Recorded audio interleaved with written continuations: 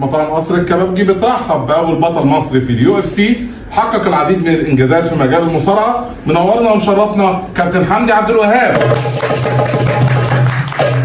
قصر الكبابجي بيتشرف بخدمه حضرتك، ودايما منورين قصر الكبابجي يا فندم.